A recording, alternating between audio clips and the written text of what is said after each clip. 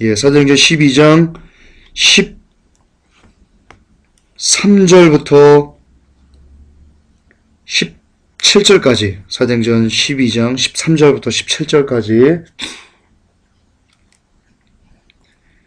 제가 흔정역을 한번 읽어드릴게요. 사도행전 12장 13절부터 17절까지. 베드로가 바깥문에 문을 두드리매 로다라는 여자아이가 들으려고 나왔다가 베드로의 음성인 줄 알고 반가워서 바깥문을 열지 아니한 채 뛰어들어가 베드로가 바깥문 앞에 서 있다고 말하매 그들이 그녀에게 이르되 내가 미쳤다 하나 그녀가 확고히 단언하여 참으로 그러하다고 하니 이에 그들이 이르되 그것은 그의 천사라 하더라.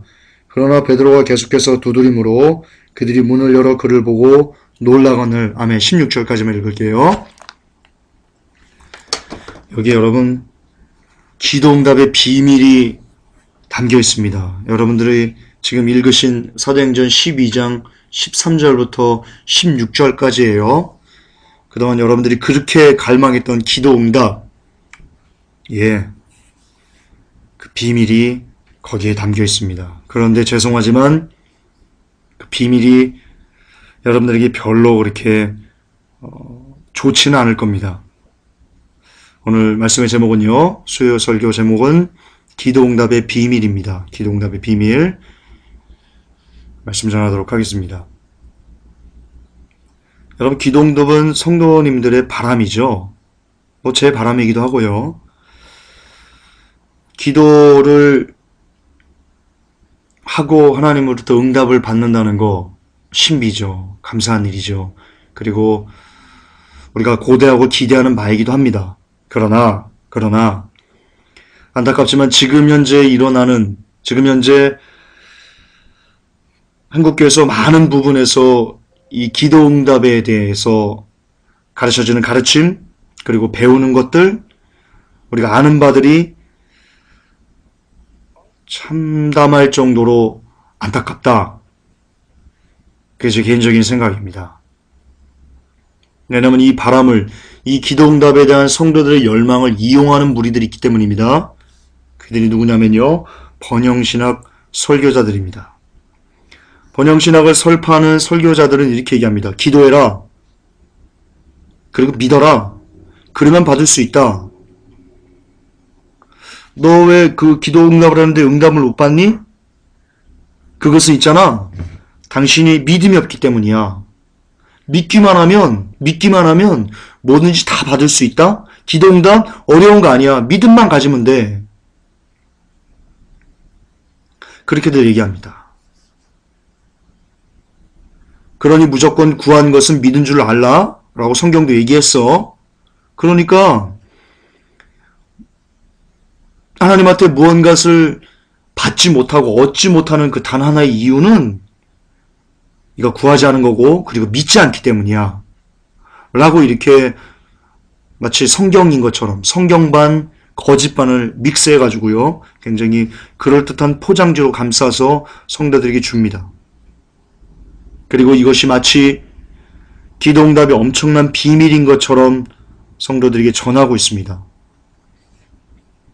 그러나 제가 서두에도 말씀드렸지만 오늘 읽었던 사도행전 12장 13절부터 16절까지의 내용을 보면요, 그 성경 구절에 지금 번역신학 설교자들이 얘기하는 기도응답의 그 비밀을 대조해서 보면요, 그 번영신학자들이 얘기하는 기도응답의 비결이 얼마나 터무니없는지, 얼마나 뉴에이지적이고 그리고 배설무 같은 가르침인지를 명확하게 확인할 수 있을 것입니다.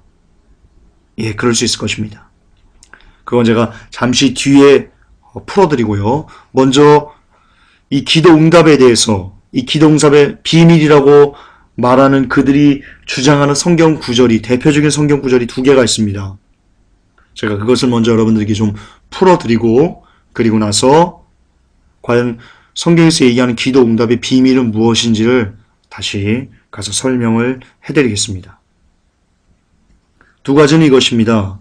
첫째요, 마가복음 9장 23절입니다. 예수님께서 이렇게 말씀하셨죠. 예수께서 이르시되 할 수 있거든이 무슨 말이냐? 믿는 자에게는 능치 못할 일이 없느니라 하시니. 이 말씀을 주셨고요.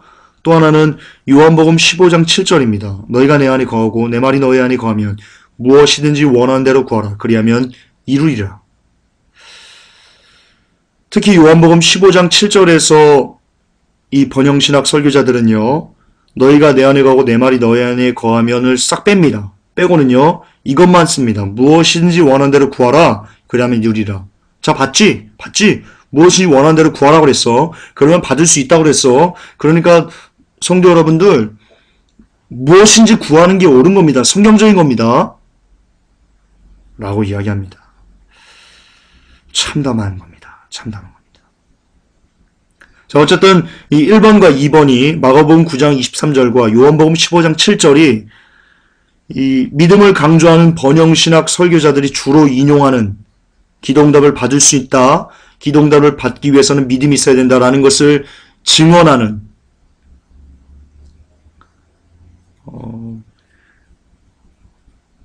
그걸 증명한다는 그런 성경 구절로 인용하는 내용들입니다. 자, 그럼 먼저 이것이 얼마나 안타까운 해석인지 먼저 1번의 예를 갖고요. 설명을 좀 드리겠습니다.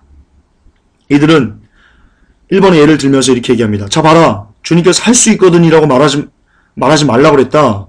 믿는 자에게는 불가능이 없다라고 얘기했다. 그러니까 부디 더 큰 믿음을 가지고, 된다는 믿음을 가지고, 할 수 있다는 믿음을 가지고 그렇게 기도하고 그렇게 삶을 살면 얻을 수 있다, 받을 수 있다, 누릴 수 있다라고 얘기합니다. 그렇게 가르칩니다. 그러면 성도들은 안타깝게도 그들이 낼 수 있는 가장 큰 목소리로 아멘! 합니다. 교회 예배당이 떠나갈 정도로 아멘! 합니다. 그러나 반대로 십자가 지고 죽읍시다라고 할 때는 아멘 안 합니다. 고개를 푹 숙입니다. 안타깝지 않을 수 없습니다.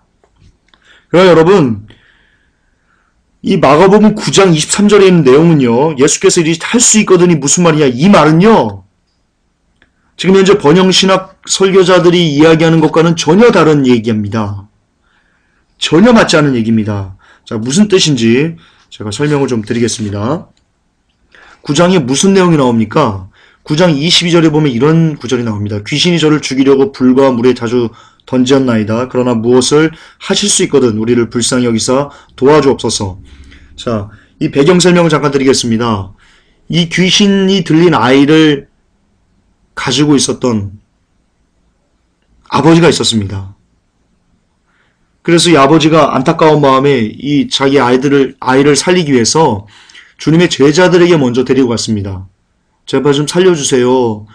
내가 당신들이 기적을 행한다는 걸 내가 들었습니다. 내 아이가 귀신에 지금 붙들려가지고 막 물에도 들어가고 불에도 들어가고 막 그렇게 막 자살하려고 막 합니다. 제발 내 아이를 좀 고쳐주세요라고 했거든요. 근데 이 제자들이 그 귀신을 못 쫓아냈습니다. 그래서 아이 아버지의 마음에는요, 실망감이 있었습니다. 야, 속된 말로 이런 거죠. 소문난 잔치에 먹을 거 없다더니 내가 저들의 기적 소리를 듣고 막 죽은 자도 살렸다는, 장님 떴다는 그런 얘기를 듣고 내가 이렇게 내 아들을 업고 왔는데, 야, 이게 뭐야 라고 이렇게 이 아버지는요, 디프레스 된 상태입니다. 많이 실망한 상태입니다. 그리고 예수님께 옵니다. 그러고는 얘기하는 겁니다. 실망 상태에서 내 아이가요, 귀신이 들렸는데요, 저가 불에도 넘어지고 물에도 넘어지고 그럽니다. 그런데 혹시 당신의 제자들은 못 쫓아냈는데, 그러나 혹 주님 저들의 선생이지 않습니까? 대장이지 않습니까? 혹 그렇다면 뭔가를 할 수 있다면, 선생님은 뭔가를 할 수 있다면 우리를 좀 불쌍히 여겨주셔서 좀 도와주십시오. 이렇게 얘기한 겁니다. 그러자 예수님께서 그 말을 듣고, 그러니까 이 아버지는요, 누구를 안 믿은 거예요?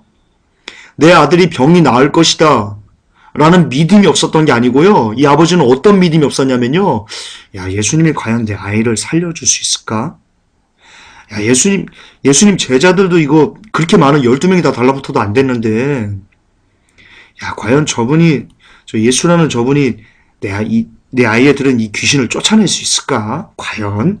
이런 믿음이 없었던 겁니다. 여기에 대한 믿음이 없었던 겁니다. 그래서 반신반의하는 마음으로 주님, 선생님 무엇을 하실 수 있나요? 할 수 있다면 좀 도와주십시오. 라고 말했던 겁니다. 그러자 예수님께서 그의 그 믿음을 간파하시고는요. 할 수 있거든이 무슨 말이냐? 믿는 자에게는 능치 못할 일이 없다라고 하신 겁니다. 이 말에는 무슨 뜻이냐면요. 그 아버지에게 야, 너 믿으면 나올 수 있는데 너 왜 못 믿니? 라고 한 말이 아니고요. 너 나를 못 믿니? 나는 네 아들을 고칠 수 있어. 나는 모든 것을 할 수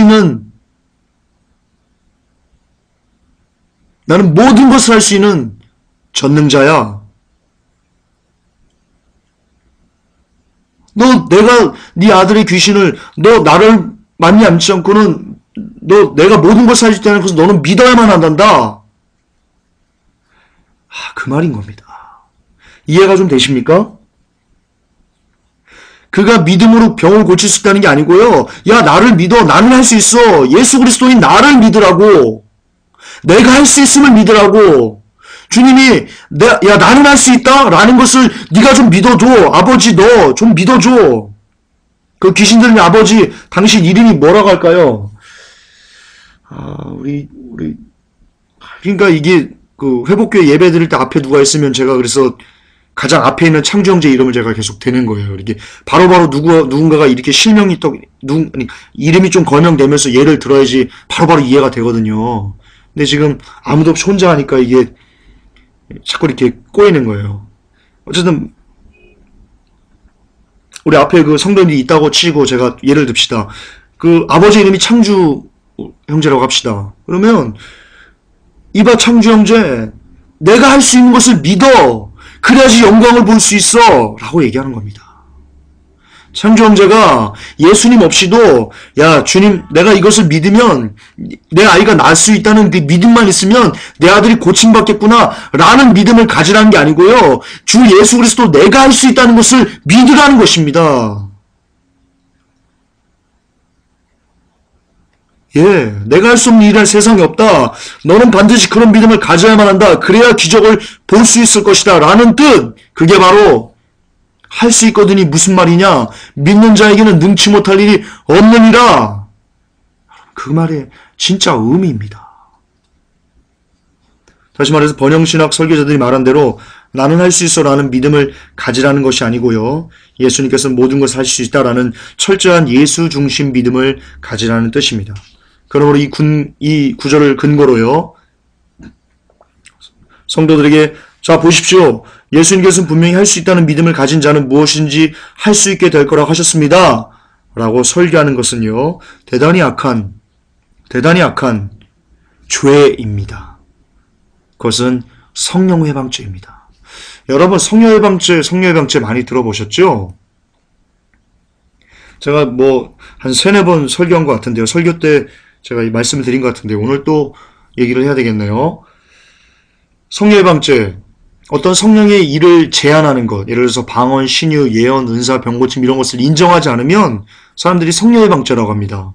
여러분, 그거 옳지 않은 겁니다. 성령 회방죄는요, 하나님의 말씀을 변질시키는 것을 성령 회방죄라고 합니다. 하나님의 말씀의 의미를, 본래의 의미를 변질시키는 것이 성령 회방죄입니다. 그러므로 성령 회방죄는요, 하나님 말씀을 변질시켰기 때문에 사함받을 수 없다고 한 거예요. 어떤 성령의 역사를 제한하거나 이런 게 성령의 방죄가 아니고요. 왜냐하면 성령님이 예수님이고요. 예수님은 말씀이시는데요. 그러므로 말씀을 변질시키는 것은요.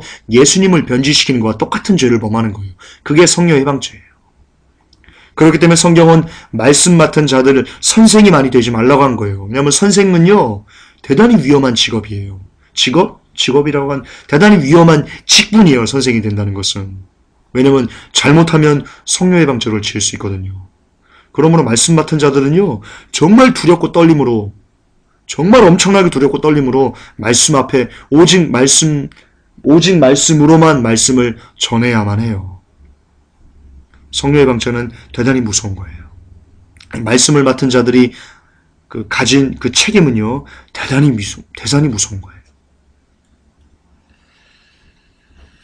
그러므로 이 구절을 가지고 믿음을 가진 자는 무엇이 할 수 있게 될 것이다. 그러므로 구하십시오. 라고 말하는 것은 악한 죄고 그것은 너무나 명백한 성령 해방죄다.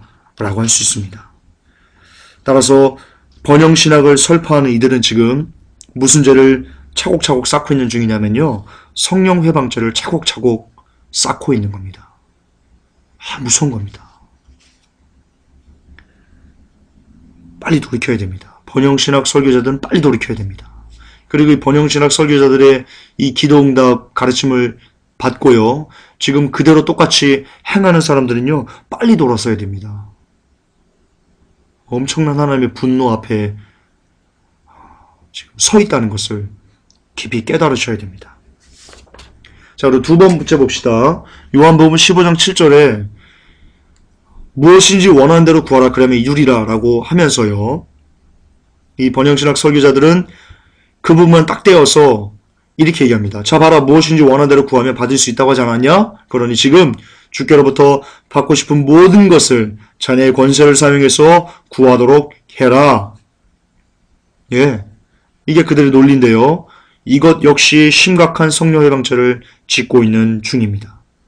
여러분, 주님은요, 무엇인지 원하는 대로 구하라 그래야만 이루리라. 이 말은요, 결과론적인 거예요. 여러분, 결과는요, 원인이 바뀌면 얼마든지 바뀔 수 있는 게 바로 결과론이에요. 결과예요. 그러므로 진짜 중요한 것은 결과가 아니에요. 원인이에요, 원인. 이유예요. 그거에 따라서 결과가 A로도 바뀔 수 있고 B로도 바뀔 수 있기 때문이에요. 그런데 이 요한복음 15장 7절에서 무엇인지 원하는 대로 구하라 그래야만 이루리라 라는 것은요, 그냥 자연적인 너무나 결과론적인 현상인 거예요. 아무것도 아니에요. 이거는 그 앞에가 중요해요. 뭐라고 써있는지 아세요? 너희가 내 안에 거하고 내 말이 너희 안에 거하면, 그렇게 되면, 그러면 너희들 무엇인지 원하는 대로 구하면 이룰 수 있다라고 얘기하시는 거예요. 따라서 진짜 중요한 것은요, 너희가 내 안에 거하고 내 말이 너희 안에 거하면 이것이에요. 이것이에요. 절대적이에요. 이것이 주께서 기도응답에 대해서 우리에게 말씀해 주신 단서예요. 여러분, 우리가 그리스도 안에 거한다는 뜻은 무엇입니까? 그리고 주의 말씀이 우리 안에 있다는 뜻은 또 무엇입니까? 그것은요, 두 번만에 뭐합니까? 이제 더는 나를 위해 살지 않겠다는 것, 하나님을 위해 그리고 이웃을 위해 사는 존재가 됐다는 뜻입니다. 그래야만 무엇인지 원하는 대로 구하면 그러면 성취될 수 있다는 것입니다. 따라서 주 안에 거하는 자, 그리고 주의 말씀이 우리 안에 거하는 사람은요, 더 이상 자기의 유익을 위해서 살지 않습니다. 갈라디아서 2장 20절의 삶이 그에게 성취되는 겁니다. 내가 그리스도와 함께 십자가에 못 박혔으니, 내가 나의 정과 욕심을 십자가에 못 박아 장사 지냈으니, 더 이상 이제는 나를 위해 살지 않는 사람이 되어버리는 겁니다. 따라서 그의 기도는요, 주님 내게 이것 주세요, 저것 주세요, 저것도 주세요, 돈 좀 주세요, 기타 나의 욕심과 욕망을 이루는 그런 기도는요, 주 안에 거하는 사람, 그리고 하나님의 말씀이 그 안에 거하는 사람에게는요, 그런 기도가 나올래야 나올 수가 없어요. 그런 기도를 여전히 하고 있다는 것은, 죄송하지만 그가 여전히 하나님 안에, 예수님 안에 거하지 않고 주의 말씀이 그 안에 거하지 않는다는 것을 그냥 증거하는 것 외에는 아무것도 아니거든요. 정말 주 안에 거하면 나의 육신을 위한 기도는요, 여러분 하지 않게 되는 겁니다. 그런 자는 자기의 유익을 굳지 않게 됩니다. 늘 나의 뜻을 포기하고요, 하나님의 뜻을 구하고요, 언제나 나의 유익보다는 타인의 유익을 구하는 기도를 할 수밖에 없게 됩니다. 따라서 그런 상태가 된다면 주께서 그의 기도를 받으시겠다는 뜻입니다. 다시요. 요한복음 15장 7절에서 너희가 내 안에 거하고 내 말이 너희 안에 거하면 무엇이든지 원하는 대로 구하라 그리하면 이루리라. 이 말의 뜻은 우리가 원하는 모든 것을, 그게 무엇이든지, 그게 돈이든 그게 명예든 권세든 욕망이든 그 무엇인지 원하는 대로 구하면 이루어진다는 뜻이 아니고요, 늘 나의 뜻을 포기하고 하나님의 뜻만을 구하고 나의 유익을 포기하고 타인의 유익을 구하는, 즉 하나님 사랑, 이웃 사랑 안에서 온전히 거하면서 하는 기도들만 하나님께서 받으시고, 그리고 그런 기도는 무엇인지 이루어진다고 말씀하시는 겁니다. 따라서 그런 상태가 되면 주께서 그의 기도를 받으시겠다라는 뜻입니다. 다시 말해서 주기도문인 나의 원대로 마옵시고 아버지의 뜻대로 하옵소서라는 기도가 주 안에서 성취가 될 것이라는 그런 의미입니다. 그러므로 번영신학 설교자들이요,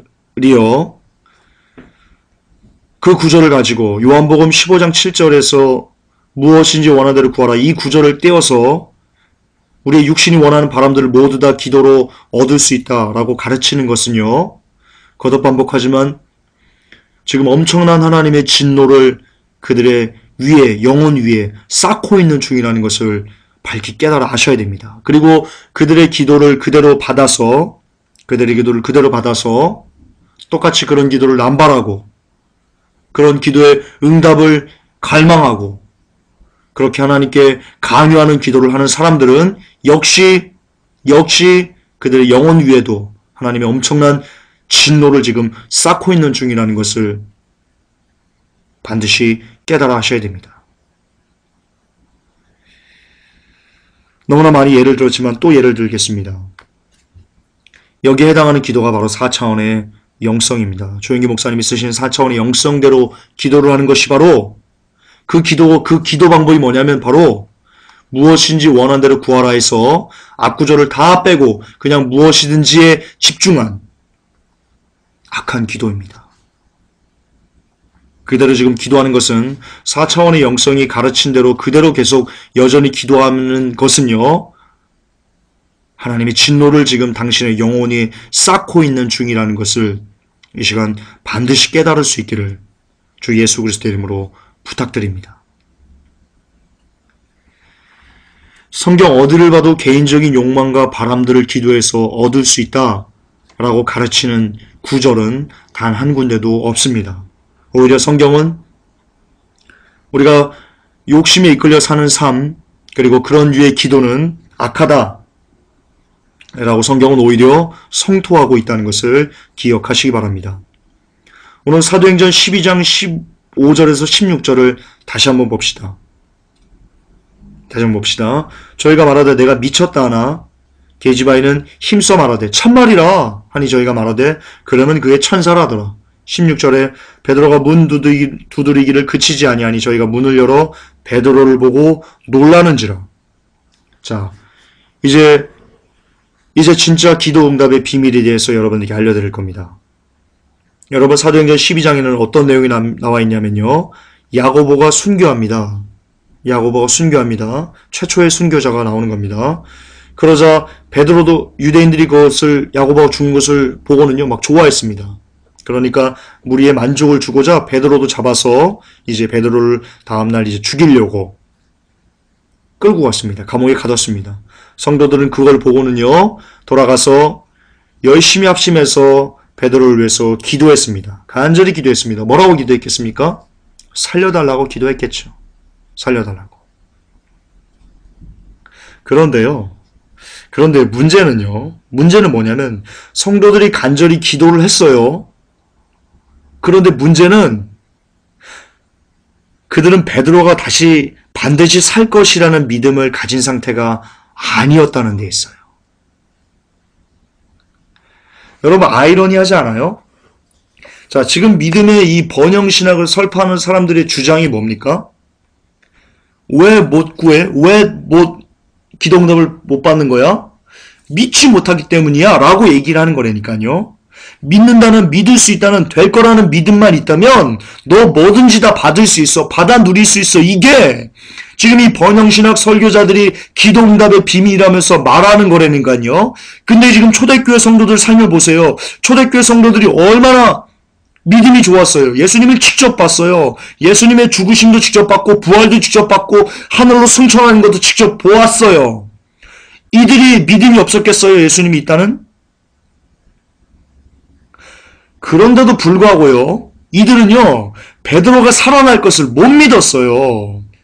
그러니까 하나님께는 이렇게 기도했어요. 하나님, 베드로 좀 살려주세요. 베드로 좀 살려주세요. 주님 제발 좀 도와주세요. 라고 이렇게 합심해서 기도했다니까요. 그런데 사도행전 12장 15절 16절 보세요.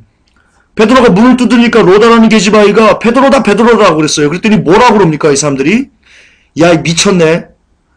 아이고 아이야 네가 너무 기도하더니 네가 정신이 살짝 된 것 같구나. 야 베드로가 지금 감옥에 있는데 어떻게 지금 와서 문을 두드리겠니? 아이고 미쳤네.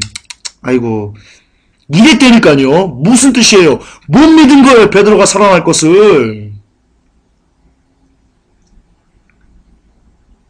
그리고는 더 베드로가 문을 두드리자 뭐라고 말합니까? 뒤에 저희가 문을 열어서 베드로를 보고는요 깜짝 놀랐어요. 서프라이즈 완전히 놀라버렸어요. 완전히 뒤집어졌어요.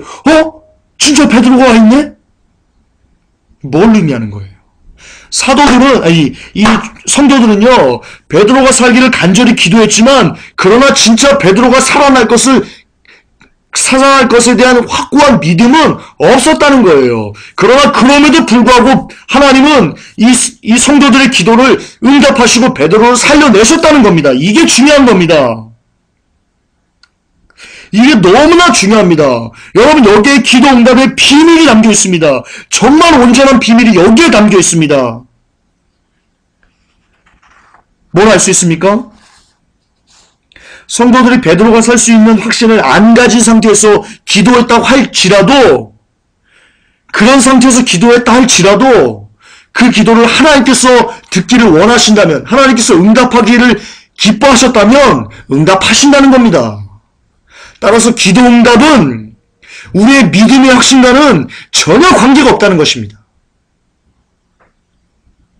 여러분 이거 되게 중요합니다. 여러분들이 그동안 이것을 잘 안 들어왔어요. 지금까지 이런 개념을 기도 응답에 대한 개념을 여러분들이 못 들어왔어요. 그래서 지금 이것이 헷갈릴 수 있는데요. 여러분 이게 성경에서 말하는 기도 응답의 진짜 본질이에요. 본질. 기도 응답은 우리의 믿음의 확신과는 관계가 없어요. 기도 응답은 철저히 하나님의 뜻만 있을 뿐이에요.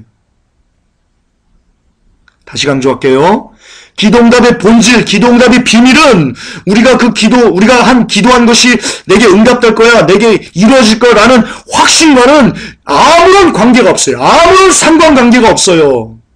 오직 뭐에만 상관관계가 있냐면 우리가 한 기도가 하나님의 뜻인가, 하나님의 뜻이 아닌가에만 달려있다는 거예요. 우리가 한 기도를 하나님께 듣기를 이루어주시기를 원하시는가, 아니면 원치 않으시는가에만 달려있다는 거예요.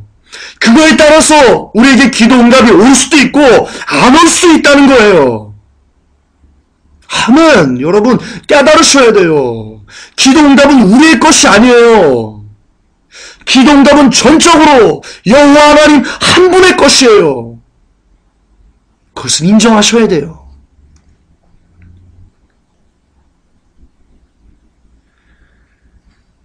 따라서 번영신학 설교자들의 주장처럼 확고한 믿음을 가지지 않으면 응답이 없다라는 가르침은요, 죄송하지만 철저한 거짓말이에요. 새빨간 거짓말이에요. 김일성이 나뭇잎 타고 강을 건넜다는 것만큼이나 새빨간 거짓말이에요. 우리가 아무리 간절히 구해도, 그리고 우리가 한 그 기도가 내게 이루어질 거야, 반드시 이루어질 거라고 아무리 우리가 확고한 믿음을 갖는다 할지라도 우리의 그 기도가 하나님의 뜻에 합하지 않으면 응답은 없어요. 응답은 처음부터 없어요. 따라서 만약 육신의 소욕을 간절히 구했더니 응답됐다 라는 사람이 있다면 죄송하지만 실상 그 응답은 하나님에게서 온 것이 아닐 확률이 대단히 높아요. 왜냐면 하나님은 절대로 우리의 소욕대로, 우리의 정과 욕심대로 살도록 기도응답 하실 리가 없기 때문이에요. 왜냐하면 그렇게 살면 치욕인데요. 하나님이 어떻게 우리를 사랑하셨는데, 하나님이 그 영혼들을 어떻게 살려내셨는데 지옥 가게 다시 그런 오물을 그에게 부어주겠어요? 그러실 리 없어요. 우리가 육신의 소망대로 살기를 원하는 기도는요, 그렇게 기도하기를 원하는 이는요, 누구밖에 없어요? 루시퍼밖에 없어요. 루시퍼밖에 없어요. 그러므로 원하는 것이 이루어질 때까지 계속 기도하라 라는 가르침은요, 전형적인 루시퍼의 기도 방법이에요. 그것이 거듭 반복하지만 조윤기 목사의 4차원의 영성이고요. 그것이 조엘 오스틴의 긍정의 힘이고요. 그것이 케네스 에긴의 가르침이에요. 그게 다 그런 류의 기도예요. 엄청나게 무섭고 치명적인 독을 품은 기도가 바로 네가 원하는 것이 뭐야? 그것을 받을 때까지 조목조목 노트에 일일이 다 기록해가지고 그것이 성취될 때까지 계속해서 기도해. 그 기도가 바로 루시퍼의 기도예요. 성도를 지옥에 보내는 기도문이에요. 그러므로 여러분 4차원의 영성대로 그대로 기도하면 여러분 지옥 가요. 성도 여러분 지옥 가요.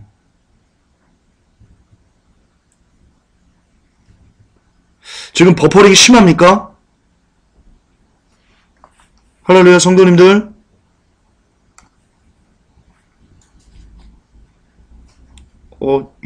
안 들리나 보네. 성도님들. 나오는데.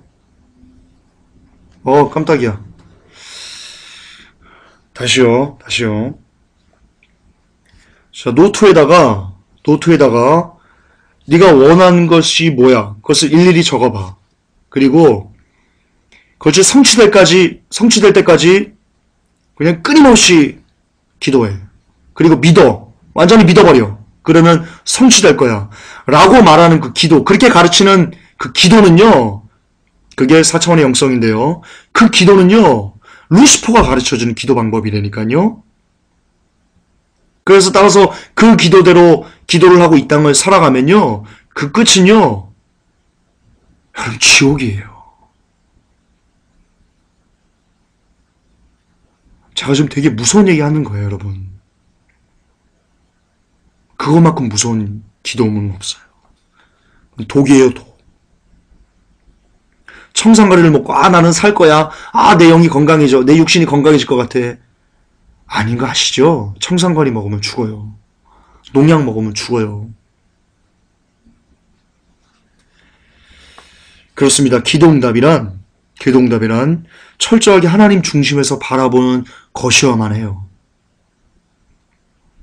왜냐하면 기도를 들으시는 분도요, 하나님이시고요. 그 기도가 옳은지 그른지를 판단하시는 분도요, 하나님이시고요. 따라서 그 기도에 응답하시는 분도요, 오직 하나님 한 분뿐이기 때문이에요. 기도응답의 알파와 오메가는요, 다 하나님이에요. 기도응답을 이끌 수 있는 권리는요, 인간 나부랭이에게는 전혀 없어요. 그렇습니다. 기도응답에서 우리의 권리는 전무합니다. 우리가 할 수 있는 일이라고는요, 그저 주께 기도하는 것, 그래 나머지는 모두 다 하나님의 뜻에 맡기는 거예요. 그게 주기도문이에요. 아버지 나의 원대로 마옵시고 아버지 원대로 되기를 원합니다. 이게 그래서 주님이 기도할 때 그렇게 하라고 우리에게 가르쳐 주신 거예요. 왜? 주기도문만이 진짜 하나님께서 원하시는, 우리 성도들에게 원하시는 기도의 방법이기 때문이에요. 그것을 넘어가시면 안 돼요. 여러분의 것을 강요하시면 안 돼요. 하나님의 권한을 우리가 때를 써가지고 넘으려는 행위는요, 하나님의 주권을 침해하는 악한 일이에요. 하나님께서 우리를 어여삐 여기신다고 하나님의 수염을 뽑으로 해서는 안 돼요. 아시지요? 할아버지가 손자를 너무 막 예뻐하니까 손자가 버릇없게 할아버지 수염을 막 잡아 뽑죠? 그럼 어떻게 돼요? 회초리 맞아야죠. 매 맞아야죠. 그 버릇없이 그렇게 커가지고 뭐가 되겠어요, 장차 그놈아가. 예뻐하는 것은 예뻐하는 거고, 버릇없는 것은 버릇없는 거죠. 수염 잡아 뽑으려면 맴매해야죠. 엉덩이 시퍼렇게 맞아야죠. 종아리 시뻘겋게 맞아야죠. 그래서 두 번 다시 예뻐하는 것에 나를 예뻐한다고 그것을 도를 넘어가지고 할아버지 수염을 잡아 뽑는 그런 버릇없는 행동은 하지 않도록 막아줘야죠. 하나님도 똑같아요. 하나님이 우리를 어여삐 여기세요. 불쌍히 여기시고 긍휼히 여겨주세요. 그렇다고 하나님의 수염을 잡아 뽑으려고 해서는 안 돼요. 그런 건방진 짓을 해서는 안 돼요.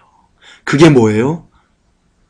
노트에 일일이 원하는 것을, 내가 갖고 싶은 것을 다 일일이 적어가지고 하나님한테 안 들어주면 막 들어줘 막. 여러분, 이게 하나님 수염 뽑으려고 달라드는 거예요. 하나님의 주권을 침해하겠다는 거예요. 하나님께서 어떤 결정을 내려주시더라도 우리가 해야 되는 일은 아멘, 주의 뜻대로 되어짐에 감사합니다 라는 무조건적인 인정만이 우리에게 주어진 몫이에요.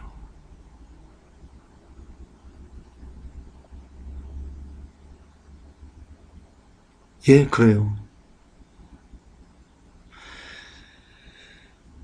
제가 기도 응답에 대한 아름다운 예를 여러분께 하나 설명을 들어드리고요. 설교를 마무리를 하겠습니다. 제 친구 중에 관식이라고 있는 거 아시죠? 저희 어머니는 아시는데 자주 저희 집에 놀러와서 저랑 같이 자고 그랬는데, 그 친구 친척 얘기입니다. 그 친구 친척 얘기입니다. 아이가 아팠는데요. 그 부모님이 기도를 많이 했습니다. 아이 병 좀 낫게 해달라고. 근데 아이가 결국 죽었습니다. 그래서 저는 안면이 없어서 문상은 안 갔는데요. 제 친구가 갔다 와서 저한테 얘기를 해준 기억이 아직 있어가지고, 그러더랍니다. 아이가 죽었는데 기도 하나님께서 안 들어주셨어요. 그래서 이 친구가 물었답니다. 친척에게. 근데 그 친척이 이렇게 얘기를 하답니다.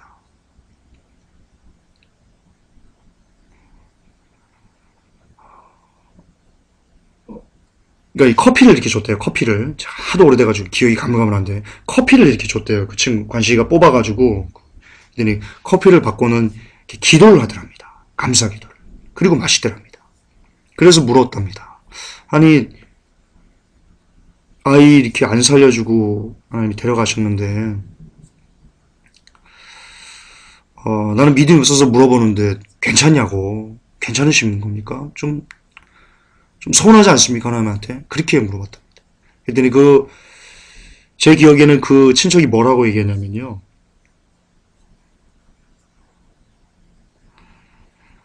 하나님 기도를 들어주고 안 들어주고, 이건 제가 꾸미는 건데. 그러니까 그런 류예요. 지금 제가 정확히 어떤 말인지 제가 기억이 안 나는데 어떤 류냐면 이런 거예요. 하나님이 안 들어주신 걸 제가 어떻게 합니까? 들어주신 이도 하나님이시고 안 들어주신 이도 하나님이십니다. 하나님만 영광 받으십니다. 이런 식으로 얘기를 했답니다. 제가 정확히 무슨 단어인지는 오래돼가지고 못 까먹었습니다. 근데 거반 이런 류입니다. 한 90% 이상 제가 그 뜻을, 80-90% 이상 그 뜻을 제가 담아냈다고 생각합니다. 예, 그런 겁니다.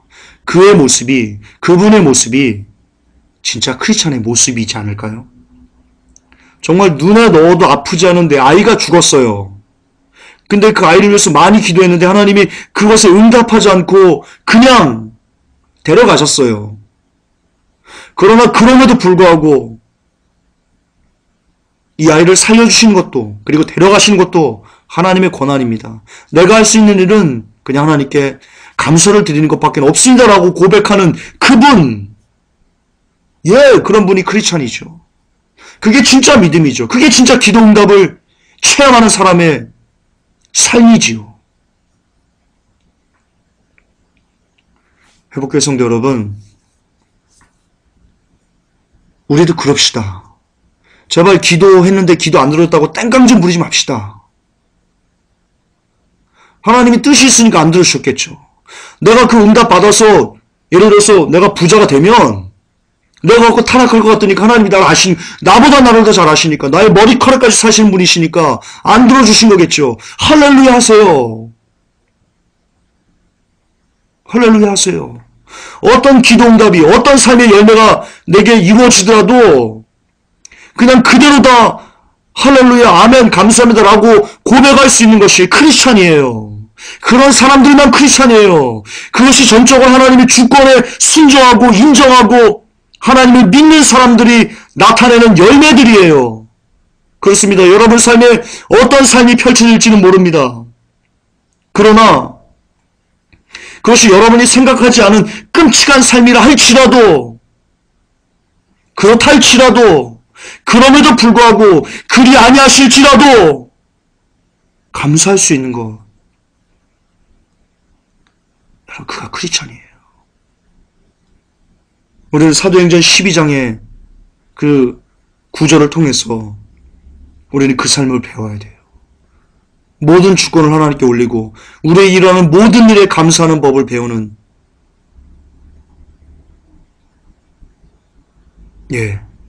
우리는 그런 삶을 배워야만 해요. 그가 그리스도의 신부이기 때문이에요. 회복의 성도 여러분, 우리 그렇게 모든 주권을 주님께만 드리는, 그러실 수 있는 하나님의 백성들이 되실 수 있기를 주 예수 그리스도 이름으로 축복합니다. 기도합시다. 하나님, 너무나 많이 기도응답에 대해서 왜곡된 내용들이 마치 진리인 것처럼, 사실인 것처럼, 그것이 고차원적인 4차원의 영성인 것처럼 하나님 포장되어서 이 시대의 교회를 오염시키고 있습니다. 그러나 진짜 기도응답이란 우리의 뜻대로, 우리의 원대로 되는 것을 포기하고 다만 하나님의 뜻대로만, 하나님의 원대로만 우리에게 이루어지는 것을 기대하는 것, 그것이 기도응답임을 이 시간 고백합니다. 회복교회 성도님들은 이제 두 번 다시 나의 유익과 나의 만족과 나의 육신의 소욕을 따라 구하지 말게 하시고 다만 하나님의 뜻만을 구할 수 있는, 그 뜻이, 그 뜻대로 우리에게 삶의 인고와 환난과 고통과 어려움의 삶이 펼쳐진다 할지라도 그럼에도 불구하고 감사할 수 있는, 그럼에도 불구하고 예수 그리스도 때문에 기뻐할 수 있는, 진짜 그리스도인이란 이름을 가진, 그 이름이 합당한 삶을 살아낼 수 있는 우리 회복교회 성도님이 될 수 있기를, 그리고 종이 될 수 있기를 이 시간 주님 축복하여 주시옵소서. 걸어가신 우리 주 예수 그리스도 이름 받들어 감사하며 기도 올립니다. 아멘. 주님 감사합니다.